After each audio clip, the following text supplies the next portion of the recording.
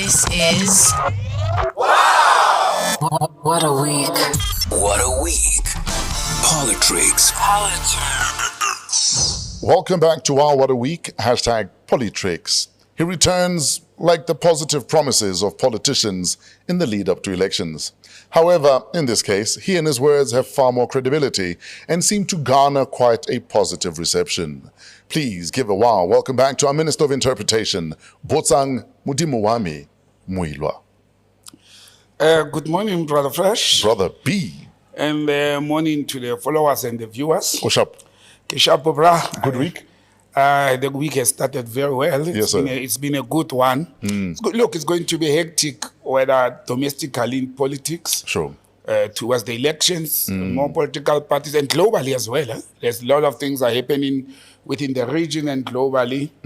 But yeah, it's been a good week. I think let's start with someone who has been under siege over the last week and a half, I'd say. Yeah. Thabile, economist. Yes. Her PhD that does or doesn't exist. What are your views on the storm around Thabile? I like the way you put it, that she has been under siege. And, that's one of my favorite film stars, Steven Seagal, in that movie. But I hope and wish Thabi had tactics of Steven Seagal to can get out of this siege. Or at least to be able to move people.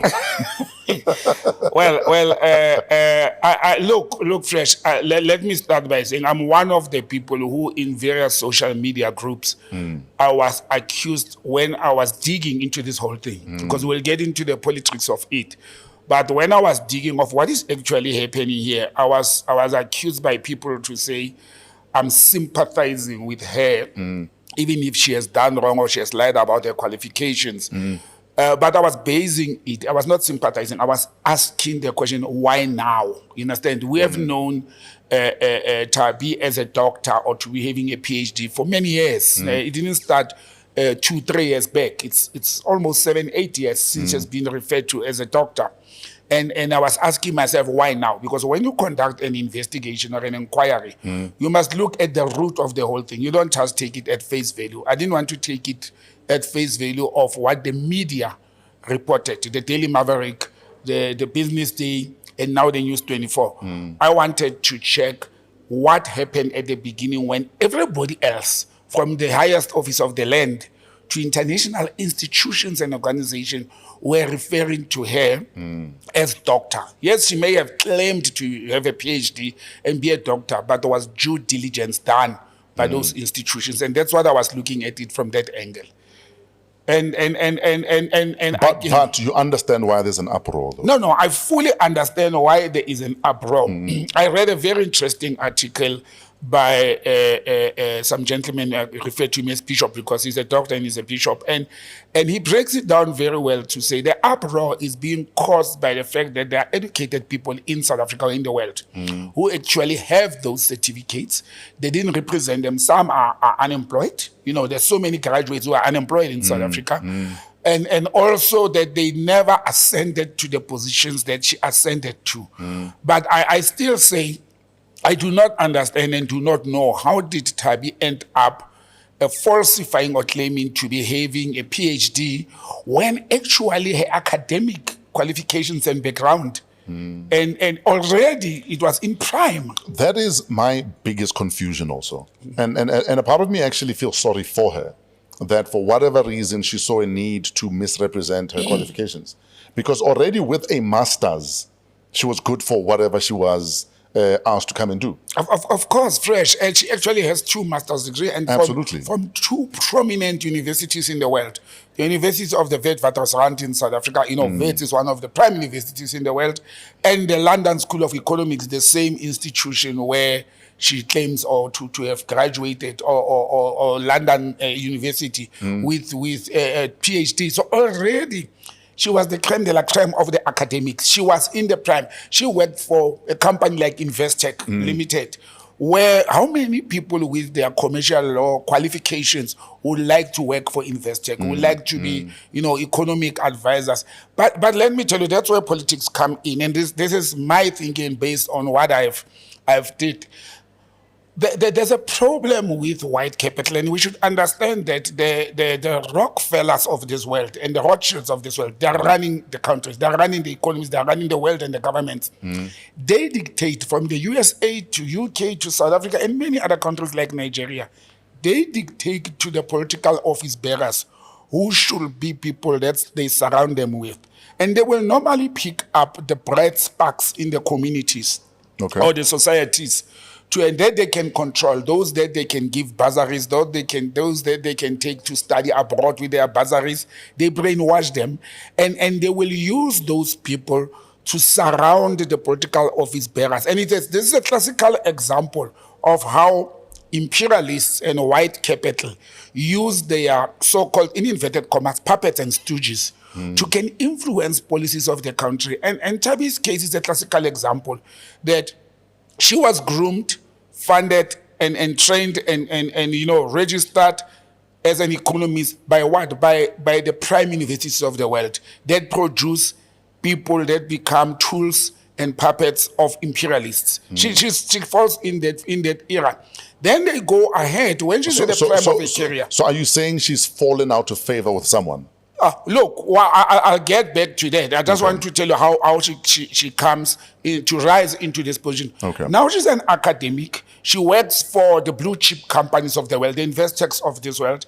And while she's there at the height of her career, then what white capital imperialists do, they start taking her to use her as a pawn to fight political battles. She came into the public figure on Twitter and the media just in 2017 when there was a big hullabaloo in South Africa with Save South Africa of Bani Pichana, the Ready Cabbies of this world, or Ready Records of this world. That's what actually was. She happened to be one of the people that was in the forefront of Zuma Must Fall. And she may have not marched the street and sing the vivas and being in political meetings, but she was doing it in the social media. She was doing it in formal platforms that were influencing government and economic businesses. She will address a lot of seminars that were doing that. So you could see how she was rising into that. Then boom, in a period of less than 5 years, this lady was part of the 17 or 18 panel economic advisors of the President of the Republic. There's nothing wrong in a black, young, educated woman occupying that position. Absolutely nothing wrong. But she ended up being there because she was on the anti-Zuma CR17 pro-New Dawn. That's why. But it didn't end there. At some stage, she was with the Treasury. She was with the Reserve Bank as an advisor, as an economist, not as an employee, on prominent advisory and influential position. And already at that time, she was being referred to as doctor. Then it moves and it gets even more interesting. Then she becomes a board member and serves on various board committees, strategic position of at least 7 blue chip international companies. Some of them, coincidentally, President Ramaphosa has a history with them. Understand? Anglo-American, MTN, and Netcare. So you can see the political link to the business link of how she was placed. But I said in one of my writings this week, it is so interesting that nobody in this world, all the HR people that handled her appointments, even if it was not an interview process, even if it was not an employment, but an appointment, none of these HR people did due diligence. It looks like the HR was one person or one company. No, but they did. I think the letter from Netcare. Yes, only Netcare. And in fact, of all of these companies on whose boards she sat, I think Netcare are the only ones that have almost said, we were wrong.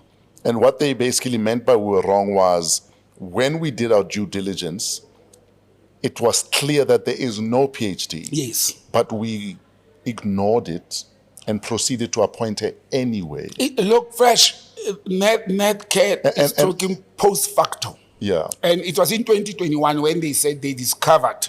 We should look at when was she appointed. And companies can still appoint a person and look at the situation and say, despite this, the person still qualifies. And but they must still address the misrepresentation, though. You can't sweep it under the carpet.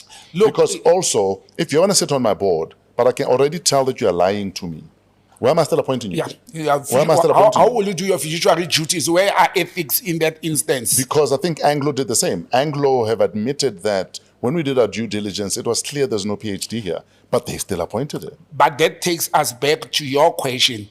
Did she step on somebody's toes? Exactly. I think this lady started becoming big, that even without my PhD, even if they know that I don't have it, they still appoint me. And I think she became big-headed. She became too big for her shoes. So what, let's clip her wings. And then they are clipping her wings, actually. The people who appointed and put Thabile there is the same people who propelled her to be in that position.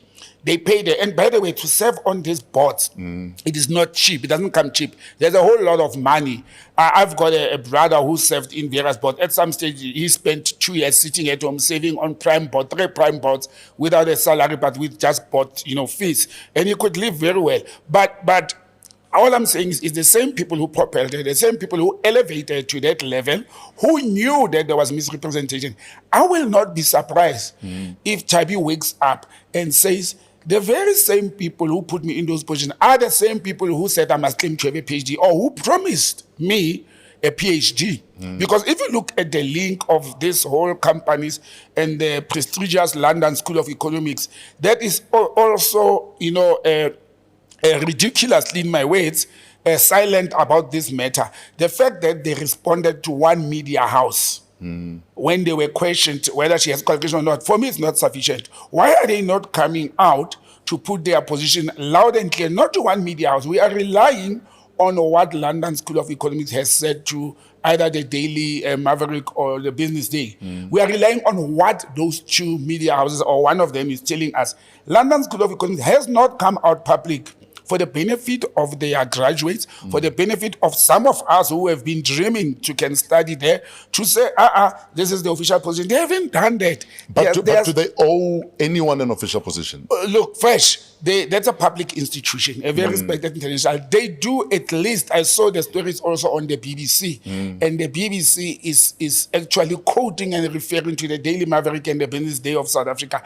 It's a BBC, it's a British Broadcasting Corporation. They are sitting in London, they are neighbors. They should be getting commentary. They should be getting commentary. Why is the BBC quoting a South African newspaper and not going to the institution directly and ask questions as a media house as well? Why are they not doing that? But I think either Thabile, well, I don't know, is it Thabile or is it Thabile anymore? We don't know anymore. Either Thabile has stepped on somebody's toes, or she was getting tired of living a fake life and doing dirty work.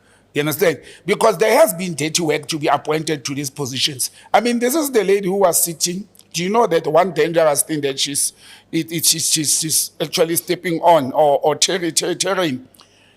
At some stage around 2017, she was in a commission of inquiry into the corruption in the PIC, because she served the PIC as well.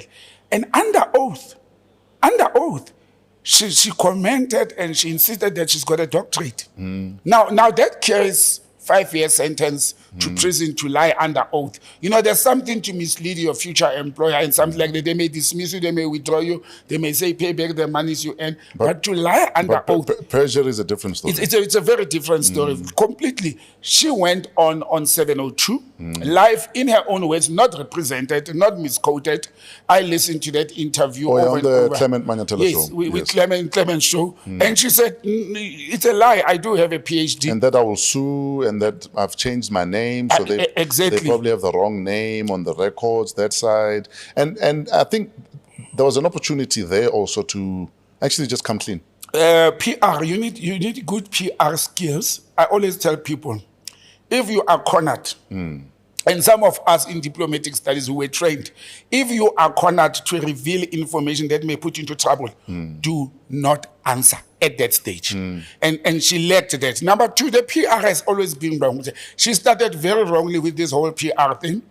If you come out clean, as you said, she had an opportunity. If you come out clean at the beginning, you nip this thing at its inception. And then it's done. It dies. And now you deal with the aftermath of coming clean, as opposed to now you have strung people along. Goalpost shifting. And you said you issued the certificate you gave. And I'm sorry, but if I have a PhD, there's a copy on my phone, and there's one on my office desk, and my mother has one. If you want my PhD, you will see it in 1 minute. Somebody said at least give us the graduation photos, because those ones we put them on social media. And we know that if you have a PhD, you will have photos. We will have photos. Yeah, look, Fresh, this is not an easy thing, and it's also unpalatable. It's unpleasant. I personally feel sorry for her, not that she lied, but because she's a victim of a political and some international, economic sabotage and control of governments, imposing people on governments. And she's not the only one. You will see many will start coming. Just let me tell you what I'm suspecting. Sure. I am suspecting that Thabile, because she was being tipped to be the deputy governor of the Reserve Bank under Leseja, Leseja is about to retire, to finish her term in the next year and a half or two. And she was going to be propelled to rise to that position. Those who are in control of the treasury, that is supposed to politically manage the SARB, I think they have their own person that they want. And they went to check to say, how can we deal with this lady before she goes out? Get her out of the way, because she was becoming too powerful. You move from the presidency, you're going to become the deputy governor of the Reserve Bank. You are a young black woman, and you will eventually become the governor of the Reserve Bank. And that's a problem, because the ruling political party and other political parties are talking about having a central bank clipping the wings of the Reserve Bank and making the Reserve Bank to work and serve the best interest of the country. And I think she was becoming a thorn in them. And somebody who is either against her rising to that position, or who is eyeing that position for somebody else or for themselves, decided, let us expose this person in order to deal with it. And look, it's done. All these boards and companies that she served. I wonder what is the situation on her formal employment. That's another cause of concern. Where is she employed and as what? Understand? Because we are talking about boards that she serves on. Boards don't necessarily have to go for interviews and qualifications check and so forth. It's going to be ethical. That's why they are removing her for ethical reasons. But what about the employment places where you were wrongly appointed based on the qualifications that you claim to have? And again, Fresh. And do you refund the money? Because isn't that what happened with the former mayor of Tshwane? Yes. Who misrepresented his qualifications? The case is still on with the former mayor of Tshwane. But we're told he has to refund all the money that was paid. All the money paid. And it's a lot of money that these people are earning. You can imagine this lady being an economic advisor in a company like Investec. How much is she earning? Per annum, over 4 million, I can tell you, per annum. And how many of these boards and these companies she has served on. So it is going to seriously cripple her. But I think she definitely needs a super good PR to deal with this thing once and for all. It happened with Dr. Paulo Jordan.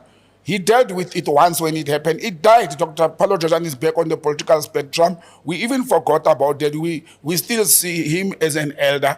I do not say it is correct when people lie and misrepresent their qualification. But I'm saying once it comes out, once you get caught, it is wrong to misrepresent your qualification.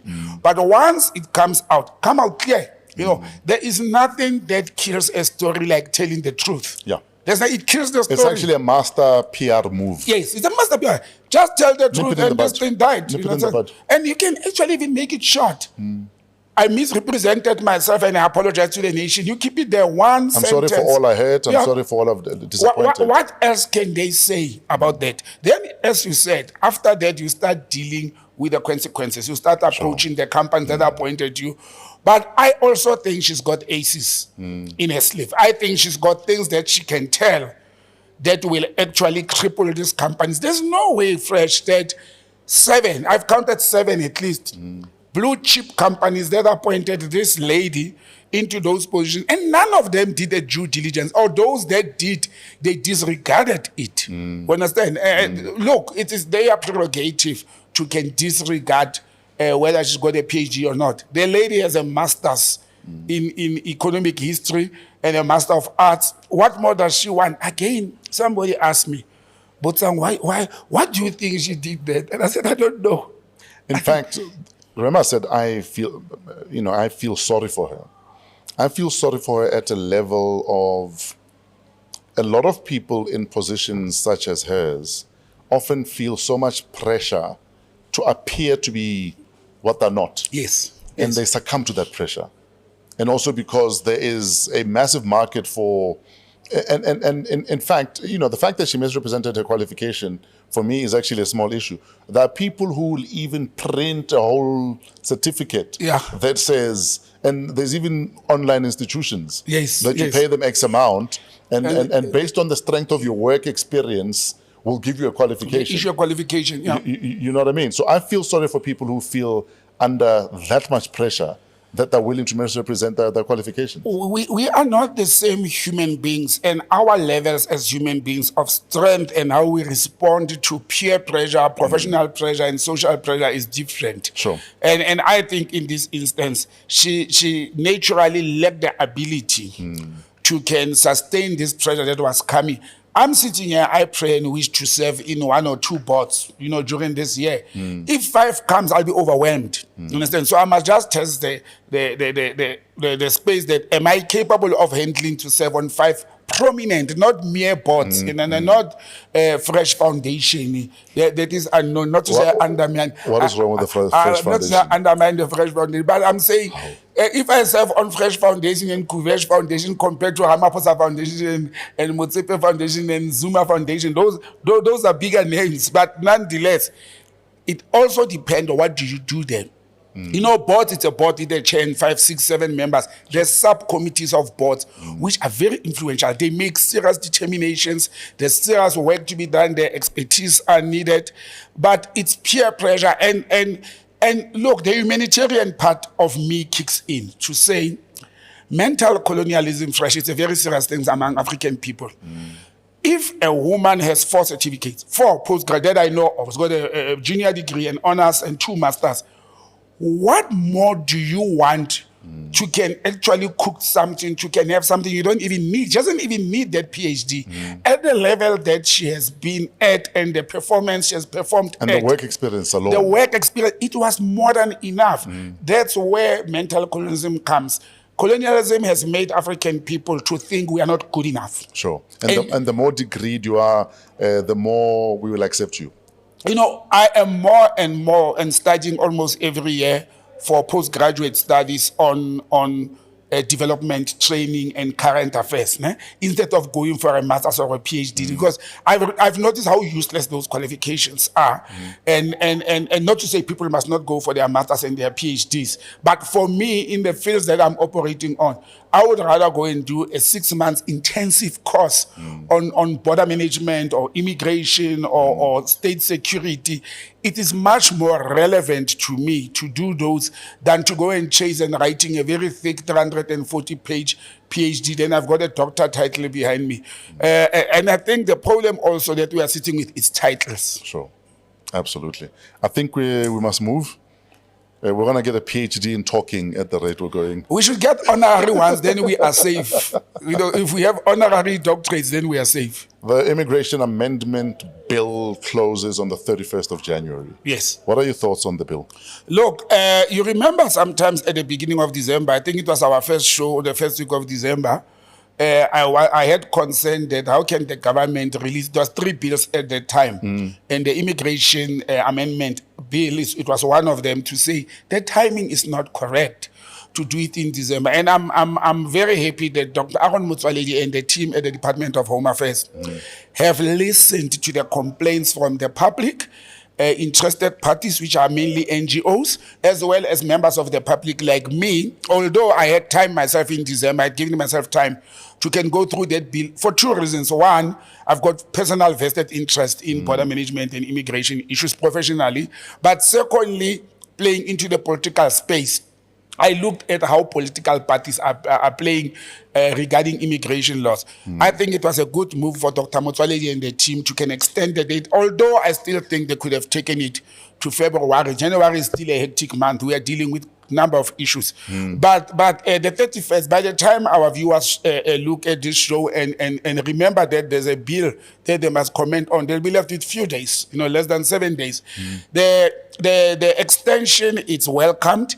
That bill has a lot of work to do. And I think political parties, instead of going to social media platforms and creating impressions that there's something wrong with our immigration laws, this is an opportunity for people who have been complaining about immigration into the country whether it's immigration or migration of people, it's the whole Immigration Act. It's time for them to can comment and influence the situation. I have done my part. I'm polishing it at the moment. And I think members of Politico, particularly the Patriotic Alliance, the Rise South Africa, RASA, I know political parties which has been complaining about immigration laws, including those who are so-called pro-foreigners like the EFF that has created an impression that they are pro-African foreigners. Let me qualify it. They must now go and give their input or take from their manifestos to put into this immigration bill in order to inform the position of the country. Because when that bill gets voted into law in Parliament, all the MPs of all these political parties that will be qualifying after the general elections this year, they will have an opportunity to say, the paragraph or the clause that my political party has recommended has found itself into the immigration bill. You understand? I'm thanking Home Affairs and Dr. Motsoaledi for the extension. There's an organization in Europe now, it's an NGO that has been formed by a former commander of the Dutch, armed forces. And he has formed an NGO, I think it's Sunsex or something like that, that is drafting an immigration bill for the EU, for Brussels being the capital of the EU. And, I'm following their story for interest's sake. And I like the 4-point factor that he has put into position to say, instead of fighting immigrants who are going to the so-called land of milk and honey, like South Africa is regarded as the land of milk and honey. Instead of fighting that, we can't control it. Let us come with laws and policies and measures that can aid us in order to control. You can't fight immigration. You can control immigrants. You can put laws into place. And I'm one of the people who have been saying, South African immigration laws have been okay, have been correct. The application of those laws has been a problem number one. Problem number two has been the Constitution not talking to the immigration laws. So there was no signage between the human rights part of our Constitution and the immigration laws. And this bill or this amendment bill will help to can bring that signage. But what I like about this European organization, and I wish SADC or Africa could have something like that, is to say the biggest problem with illegal immigration, it's not actually the human element factor, it's illicit goods before even the human factor. Because some people are genuinely coming into a country like South Africa for humanitarian purposes, for economic purposes. But once there's drugs that are involved, there's illicit goods that are involved, and there's corruption that is involved in even moving those people. I always tell my friends from countries like Zim and Mozambique to say, you don't have to bribe to be in South Africa. You can follow the prescribed process. But because people are told you need to give 3,000, 4,000, 5,000 to get the South African ID and to bribe, they believe that a lot. And while these people genuinely qualified to be legal immigrants in South Africa.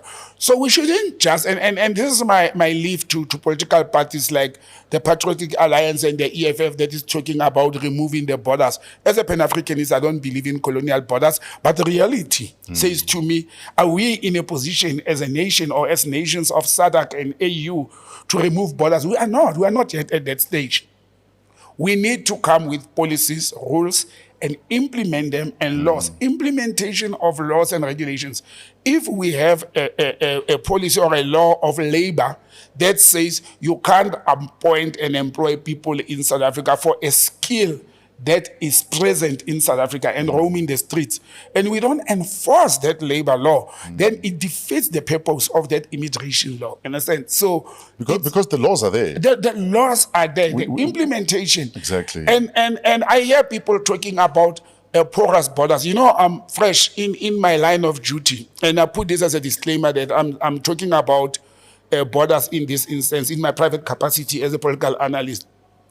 For years, I served the Border Management Authority and its formation and cross-border and all that.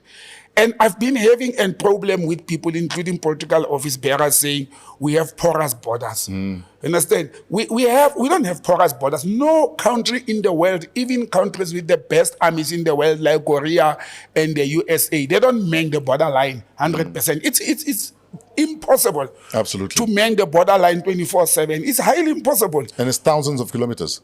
South Africa has one of the biggest, over 4,000 borderline, when we include the airspace, the kilometer radius, the airspace, the seaports and all that. We should have a system whereby we know who is in the country. And those who came legally into the country, we should have a system whereby we monitor them the same way as correctional service. And I like to use this simple example.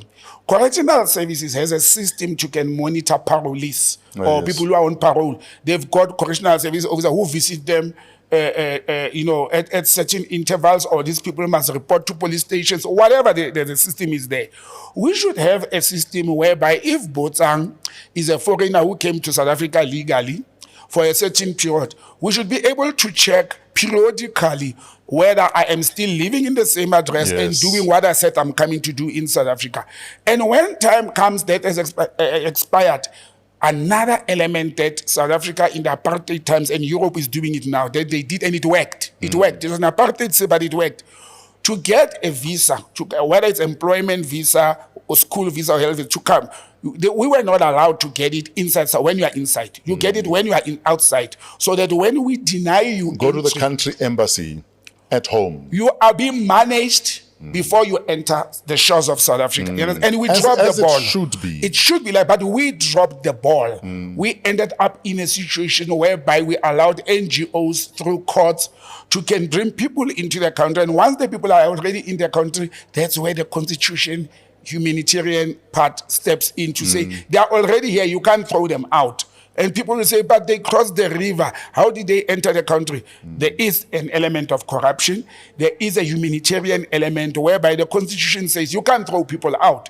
We remember sometimes in October, November last year, we had a bus that was caught in the Northern Cape with over 50 people, women and children. That is bordering along the lines of human trafficking. Yes. And those people were caught in an abnormal society, and I want to use South Africa as a normal society. Those people have been thrown out. But this normal society with human rights and the constitution, we're not allowed to touch those people. They're still in South Africa. We arrested the lady who was leading that whole process, and the bus driver, and the bus. So those are arrested. But all those 50 plus people, they become our responsibility. They become our responsibility. And that's where we drop the ball as a nation, not to manage these immigrants and immigration things people do. Europe is trying to do that. Let me tell you, Europe is going to be smart about this. A country like Germany, its biggest influx are Turkish people in Germany. The Germans are reporting that almost 1.5 million people applied for visa entry into Germany. But because of the system of managing them before they enter the country, only 500,000 people or 560,000 people were allowed into Germany to manage them. But you know why are they not stopping them? Because it's cheap labor. Because it's labor that the Germans can afford. Instead of assembling their cars in an industrialized but revolutionized and laborized country like South Africa, instead of doing that, let's bring the Turkish to come and do that job at cheap labor. So Europe is also dependent on cheap labor from surrounding countries and Africa. That's why they are managing this. And they are aware that no river, no sea, no fence, no machine gun is going to stop illegal immigrants. It is not going to work. But we should move towards that direction. Now, as a person that has worked in border management, what stops this country, like other countries, from having, say, a 3-border or 3-country policy? So for argument's sake, if you're seeking asylum, we will not take you if you've traveled beyond 3 borders to come here. A lot of countries have that. That's why would you skip 50 countries to come here? If you're seeking asylum and it's about asylum and not about South Africa per se, why are you skipping 50 countries? Why are you skipping 10 countries? And for me, it makes sense to have a 3-country policy. That if you skipped more than 3 countries to get here, we can't help you. Yeah. What is stopping that? Our constitution. So what is stopping the constitution from being amended? Well, fresh. I wish I was an MP or a politician sitting in parliament. That is what is tied in the hands of Minister Motsoaledi. To say our immigration laws are supposed to be aligned with the Geneva Convention, with the UN, what do you call the United Nations humanitarian whatever body, and the immigration arm of the United Nations. We were supposed to align our policies through that, but our policy is swayed mainly towards the Bill of Rights. And the Bill of Rights talks of any human, you see this word in our constitution, of any human being. That comes from wherever in the world. That's why I've always had a problem to say, I don't mind if our brothers and sisters from Somalia and Egypt, as you say, 3-country rule, they cross over 14 countries to can arrive in South Africa, and we accept them. Bangladesh, Pakistan, you understand? You look at people complaining about what do you call them, our brothers in running spaza shops in the townships from Pakistan and Bangladesh. We have first to amend the constitution to remove that part of any human being. We are not the Mother Teresa's of this world. South Africa is not the Mother Teresa of this world. We have domestic and internal problems that we can accommodate everybody. Yes, it will be good. We are showing goodwill to do that. But you must also see how this whole thing is skewed towards the Europeans. There are so many Europeans in this country who came here with tourist visas, and they're still sitting here for many ages. So we must not focus only on asylum seekers. We must focus on people who enter this country legally on tourist visas, and they overstay in the country. And I can tell you, there's millions of white people from Europe. That's why we had the Donovan projects of this world, sitting in South Africa and conducting criminal activities in this country, and we couldn't touch them. But I agree with you, that's where we should go, to say, if people from the 6 neighboring countries, Lesotho, Eswatini, Botswana, Namibia, Zimbabwe, and Mozambique, our immediate neighbors, come and seek asylum in South Africa, it's a different ballgame because they are immediate neighbors. Then we look at the second country after that, that will be the Malawis, the Zambias of this world, the Angolas, and so forth. Then we must stop there. Instead of us saying everybody, we should and it is well within the Geneva Convention that we should focus and look at immigration laws in that route. But let's hope that those who are going to comment on that bill, those who are lawmakers at the Department of Home Affairs, and those who are sitting in the Parliamentary Committee on Home Affairs are watching this show and will listen to your suggestion. And I hope you are going to go to the bill and add that suggestion to say, why is South Africa not implementing a common practice of the world to look at immediate neighbors in handling? We wouldn't be having this situation. We wouldn't be stuck with Somalians and Pakistanis and all that. But also there's another problem. When these people come to South Africa, there's another strategy that they have used. They've taken advantage of our land borders. Because you remember the group of the 22 or 27 NGO-led immigrants that Minister Motsoaledi wanted to block from Zimbabwe. Oh, yes. So what they do is, if we apply the 3-country rule, then they will come by either way, either by air or sea or land into the neighboring immediate countries. Then they will apply for asylum from those countries. You understand? And that's another loophole or gray area in our immigration system. To say if they apply while they are in Lesotho or Zimbabwe or Mozambique, whether they come from Bangladesh or Asia or anywhere, we should consider them because they are immediately in a country where they suffer. And they always like to use Zimbabwe to say they are suffering in Zimbabwe, there's poverty in Zimbabwe, there's sanctions, so they can't survive in Zimbabwe. South Africa receive us. Then you have all these NGOs that are standing up for them. These non-governmental organizations that are funded by imperialists. That's why the business sector, the DA and the business sector, who love this country according to their manifestos, they are quiet. Why do you think the BUSA, Business Unity South Africa, and companies are quiet about immigration, that it is training the resources of government? It's because they are benefiting from this cheap labor that they're bringing into the country. And that's the challenge we are sitting with. Have you ever heard or read anywhere in the manifesto of the DA them talking about illegal immigrants or immigrants? No, they're very silent about this part. If they don't just have one line that says borders are porous and we don't need illegal people in the country, then they end there. They don't expand the way they are always good about this, because they benefit from that. Sure. Understand? The farm owners who are mainly white people in South Africa, they're benefiting from cheap labor from neighboring countries. Up until that cheap labor become criminal and they turn against these business people. They start stealing from them, they start murdering them, or they start conniving with criminals to can rob, murder, and steal from the prospective employers. And then they start jumping around to say we allowed as a country illegal immigrants when they facilitated these so-called illegal immigrants to come and be employed in South Africa. Sure. And I think it's a good point you are making.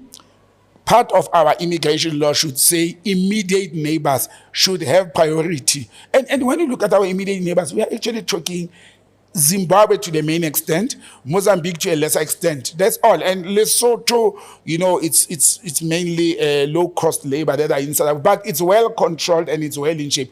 Otherwise, we don't have problem with immigrants from Botswana and Namibia and Eswatini that much. So I think maybe you have given me an opportunity to go back to my paper before I submit it, because I'm going to submit it the last minute. Oh, yes. I've decided to keep it in the last minute to Home Affairs. I'll submit on the day, the 30th. But these are some of the role we can play in influencing policy development in the country. I sit here and I talk like I'm in my office doing my job that I was supposed to be paid for.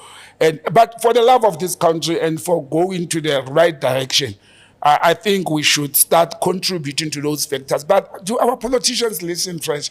Do they really read and listen these draft bills and acts, or do they just sign them off? That's my concern. Yeah, is it already decided? Now you must just sign. This one of the immigration bill, they can't just decide, because the Patriotic Alliance, Rise South Africa, SARA, and other political parties are sitting on their heads, and the EFF on the other side. You understand? Absolutely. They are sitting on their heads. They will not just pass this one easily.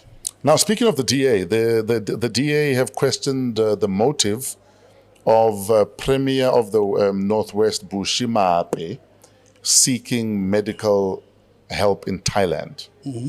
And obviously his people have come back and said it's not taxpayers' money, he's paying for it himself. Yep. But the DA are saying, but what are you saying about our health system? Our health system. That you're running to Thailand for medical assistance. Surely you're putting our system under scrutiny, and surely you must be using the same system that your people are subjected to. Fresh, we can talk about this forever. The Sankara oath kicks in. The first part that she is using her own money is immaterial. You are a political office bearer. You occupy a public office. You have a responsibility to make sure that public institutions where you serve, and in this instance, the Mafikeng Hospital, the hospital in Lichtenberg, in Itsoseng, those hospitals that used to be state-of-the-art hospitals, the premier does not trust his own, and you even jump Gauteng, which is, and the Western Cape, which are supposed to be having best facilities, and KZN as well, and you even go to Thailand. But it shows the thinking of our political office bearers that they do not have confidence in our own system. And that's why she's leaving. Look, it doesn't surprise me. Last week, me and you, we spoke about how the children of Njimo Tseka and the others, the Panyazas of this world who have been MECs of education, where are their kids in public schools? I want to see Tate Panyaza Lusufi walking his children to a public school. And I think Panyaza has always said that his kids are in private schools, if I'm not mistaken. In private? No, I mean in public schools. In public schools. Oh, yeah, okay. I think the last I checked, Panyaza did say. Okay, then that's how it should be. Yeah. But look, the DA, it's backing the roundup. The DA itself, it's part of this government. Is the official opposition of this country. And the DA cannot, I'm not defending the Premier of the Northwest. Anyhow, I think it's ridiculous what she's doing. But the DA is part of the government, and the DA cannot tell me that any of their MECs or mayors or their children go to public hospitals, or they go to what do you call it, to public schools. Understand? So I think also the DA has reduced itself to be backing at minor things, man. Last week I saw something, during the course of this week, the beginning of this week, I saw something that they are questioning Paul Mashatile, the Deputy President of the Republic, and Cyril Ramaphosa, the President, for using up to 9 flights to go to the ANC. Oh yes, they were in and out. Of the, what do you call it, Mpumalanga ANC events, because it was not a one-day event. And I sat there and I said to myself, the DA is playing cheap politics.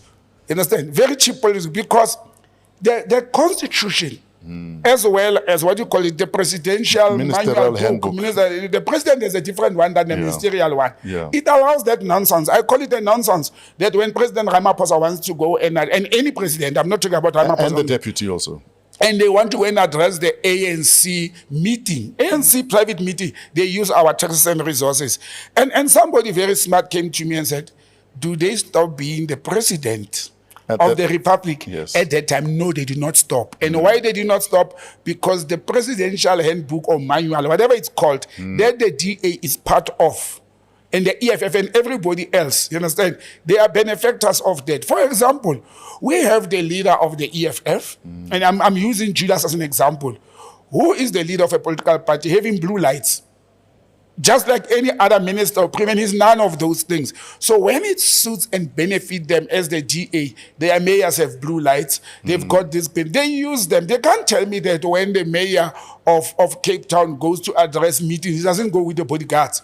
It is because they've got time to go and check the fuel tanks used, the Falcon that the president used. But our laws, again, our practices, our manuals, they allow that to happen. The president of the republic is the president of the republic 24/7.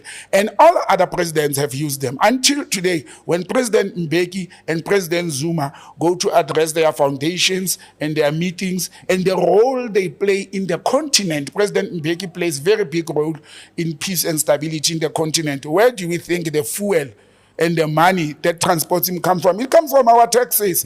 I'm not here to defend any president or political party, but I'm explaining that if it's good for Fresh, let it be good for Botsang. Or if we find that that's ridiculous and making us spend money, let us change the law. Let us change that practice. Let's amend the Let us handbooks. say, President Ramaphosa, when you go and have dinner with your beautiful wife, please don't use our Mercedes-Benz. Get into your private car, get your private driver to drive to have dinner with your wife. But again, it goes back to what I'm saying, to say, why wouldn't we pass laws and regulations that say you will use state resources when you go to state engagements?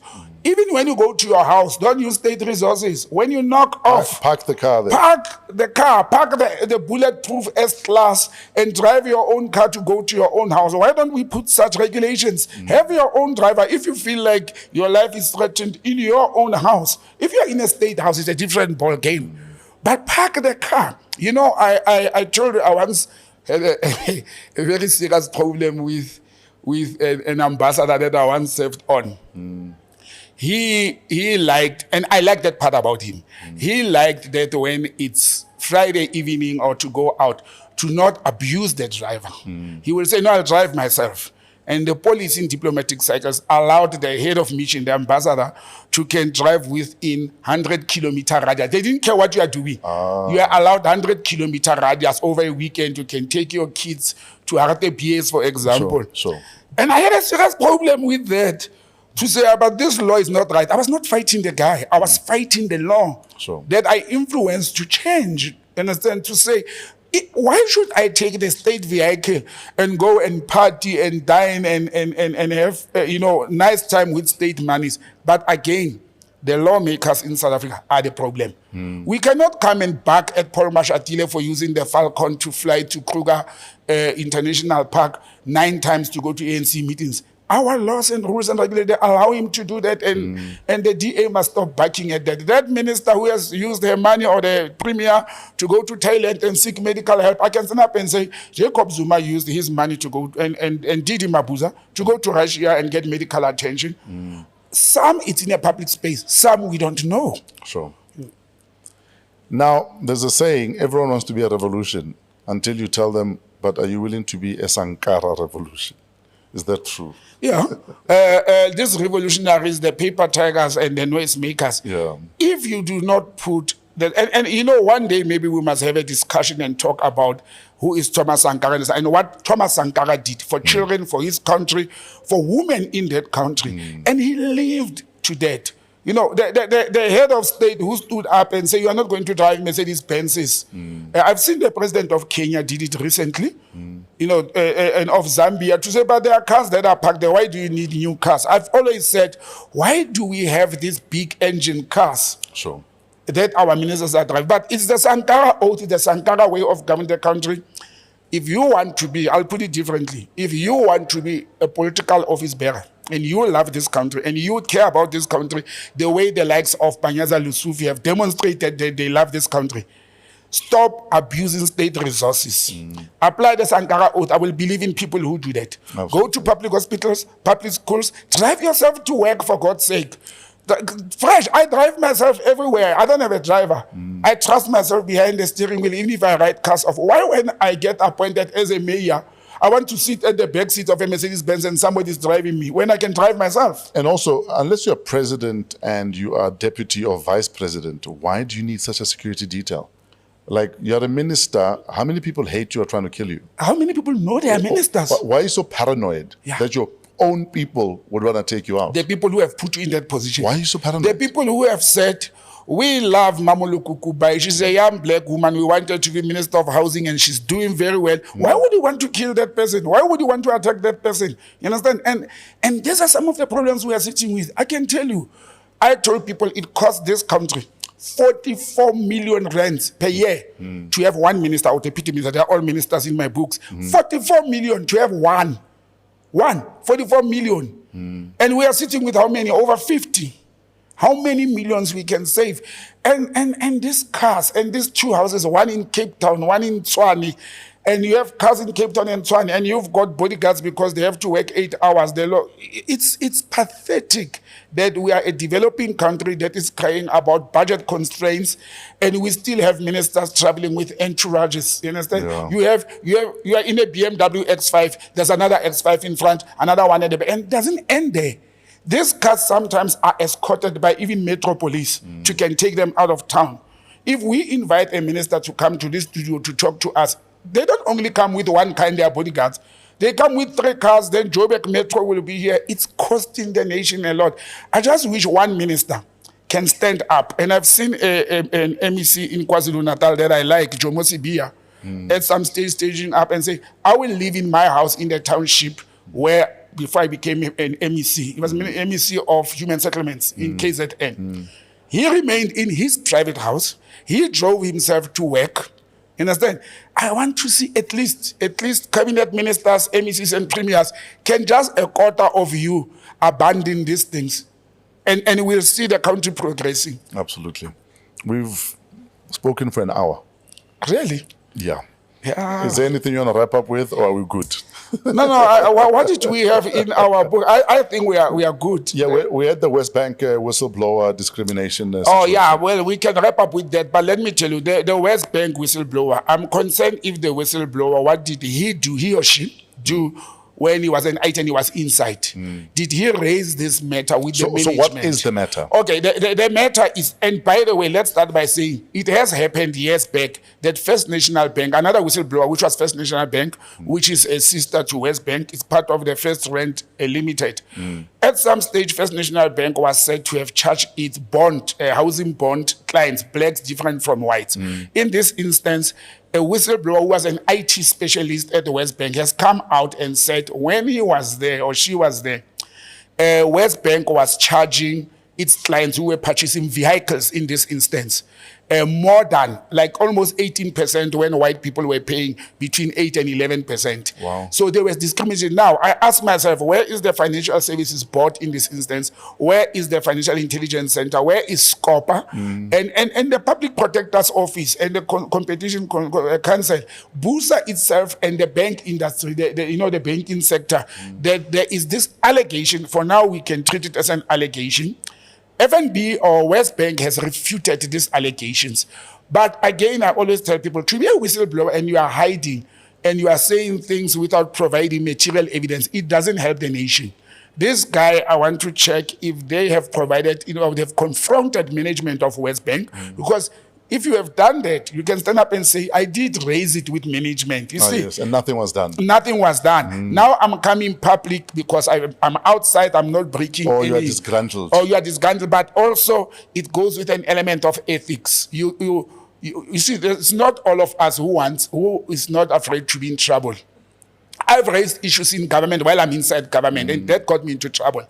But I understand it's not everybody who can do that. Also, this is the time that political parties and government Chapter 9 institution to step in, help this whistleblower to investigate this crime against humanity because it has a racial element in it. Now, let us use our constitution to address this racial element that West Bank is purported to have conducted. I must go and check my records because one of my vehicles was once bought through West Bank. I must actually go and check if I was charged the proper interest rate that I was agreed upon. But look, they can come and say, we are a private bank. We determine how much we are going to charge Fresh. What if they say that?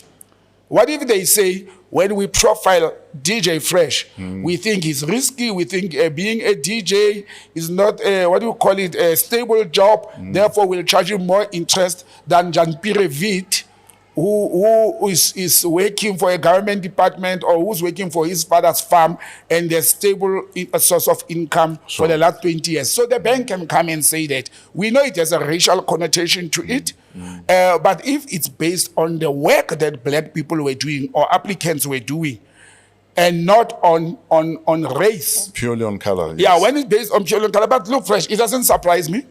It doesn't surprise me at all that the white-owned banks in South Africa may have practiced racism or profiling. Or profiling race people. Profiling. Yes, you understand? It doesn't surprise me. I mean, we still live under apartheid laws. These banks are white-owned, white-controlled, and they're capitalist for the best interest of their profit. Let us be realistic. That's where we failed as black people to have a central bank of the government, a development bank of the government that we could be borrowing from, as a previously disadvantaged nation. Or black industrialists and multi-billionaires should own a bank that is going to focus on servicing black needs.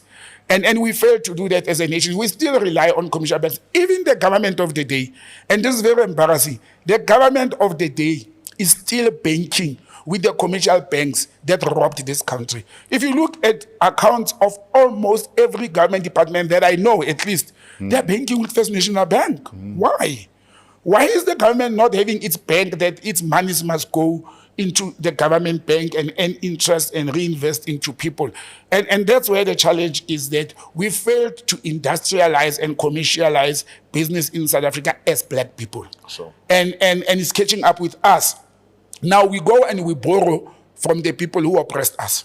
We borrow from the people who racially hated us. Whether they stop hating us or not, it's a story for another day. But you are my enemy, and I come and borrow money from you, and I think you are going to conduct yourself in a becoming manner. No, it's not going to happen. But we hope that they will dig into this West Bank issue. We hope that government institutions will come in, the Consumer Council, the Financial Services Board. It has changed its name. It's called something these days. They must come in and check if West Bank has conducted itself according to the prescriptive of the banking sector. Absolutely. So those are some of the stuff that I think has been happening in our political spectrum this week. And let's hope that Dr. Thabile will get out of the mess she has found herself in. Brother man, where do we find you on social media and how do we get your book? There's someone in the West Indies, I think, And Australia. who says that they watch the show every Saturday, Yeah. and they need your book. I saw that. I didn't know how to respond to that person to say, I've checked everywhere in Australia. She checked, or he checked even in Australia to see if they can get it. Look, I think people should inbox me on +27 082 485 9100, or simply email me. The person emailed me, botsang@gmail.com, and we can make that arrangements. There's Okay, so couriers. you ship globally now. No, I do ship global. I've done it before. Sure. As long as the recipient of the book cover the cost of shipment. Absolutely. Then I ship globally. No, I do that. We can use the courier. I'm glad you saw that comment. And after you spoke to your viewers and listeners, 5 books were gone in 2-3 days. Done. So the 100 books will be done if they can continue the momentum. But Great yeah, stuff. Fresh, that's where they can reach me. And let's keep it going. The response has been very, very good. Hashtag PoliTricks with Botsang Modimowame. Thank you for tuning in. Please don't forget to subscribe. Don't forget to like. Don't forget to tell every single person that you know that we PoliTrick every Saturday morning at 8 a.m. We'll be coming to you from AMP Studios, downtown Johannesburg. We are part of the Africa Podcast Network. Phezulu Works, shout out for the cinematography. They do weddings. They'll turn your wedding memories into a movie. So get in touch with Phezulu Works. Artist The Floor Fraser, thank you for all of the audio imaging. Our guest, Botsang Moiloa, creative producer, Kuvesh Mohan, and show producer, Kilezo Mudisakeng. Email us at waw@africapodcastnetwork.com. Till next week, have a great week in spite of yourselves.